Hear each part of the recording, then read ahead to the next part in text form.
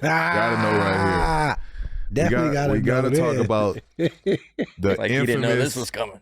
the infamous baseline ball fake instances in games where I get into it with somebody. Mm-hmm. And for a moment, it's just like, all right, it's a game within the game. I'm gonna fuck with this motherfucker now. Like it ain't. I might not necessarily be that mad or that pissed off. It's just I'm gonna fuck with you now. Yeah. Was that kind of like how that played out? I mean, just Kobe, and you know, you caught a little bit of him.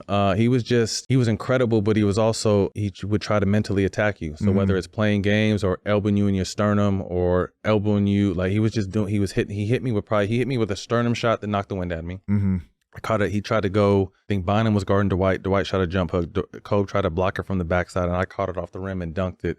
And as I'm coming down, like he elbows me from like here, and then hits me in the chin, and the motherfucking ref standing right here. I'm like, motherfucker, you didn't see that? Yeah. You know what I mean? So I was to the point where I just was like, enough is enough. It was the end of March, and you got to think Orlando and the Lakers played each other in the finals the year before. So this was supposed to be possibly the finals matchup again. It was late in the season, and it was just a real back and forth battle. And I was just to the point I was ready to fight him.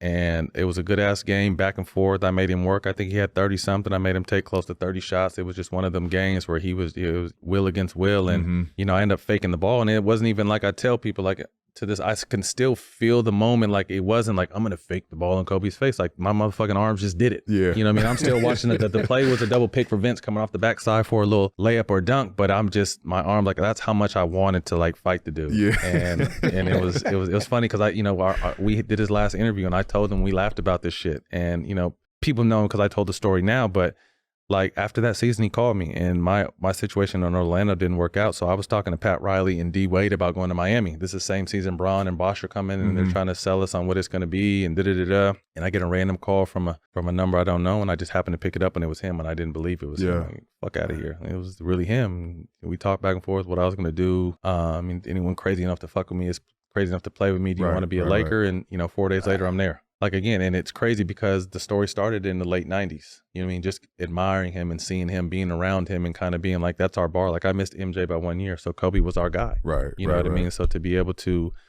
compete against him at the highest level, become teammates, and then from there, become brothers. Like, we were off the court, you know, hanging out, going to dinner.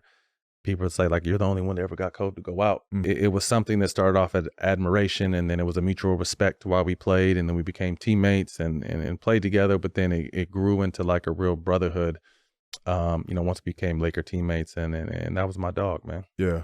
That's interesting you said that you were almost a part of that big three Miami team, though. Yeah. How, like, was you I talked to Pat Riley, like, 2 or 3 times, you know, put D Wade on the phone, and he was, you know, and I don't know if Pat will remember this. If I'm lying, I'm flying. He's like, you know, the closing lineup is Braun, you know, D Wade, you, Mike Miller, and Chris Bosh. And that's what he was telling us. Like, can you imagine that on the floor? We're all 6'7", 6'8". You know what I mean? Like switching everything, doing everything. That was kind of and I'm like, hell yeah, I'm for it. Like, I'm for it. But then I grew up a Laker fan. Right. You know what I mean? So you get the call from Kobe. Like, I ain't got no choice but to come to it. But it was crazy because after I was getting super death threats after that. Like, I became, like, I was kind of the bad guy, the villain, whatever. Like, I became like the real villain after that shit. Like, people would say they were like on Twitter, they're going to kill me. They're going to find my address, kill my kids, kill my girl, come to LA. You better never come back to LA. We're going to kill you. Like, they're not, you can't fuck with Kobe. Yeah. The Mets in LA don't play about the Lakers and Dodgers, and particularly Kobe.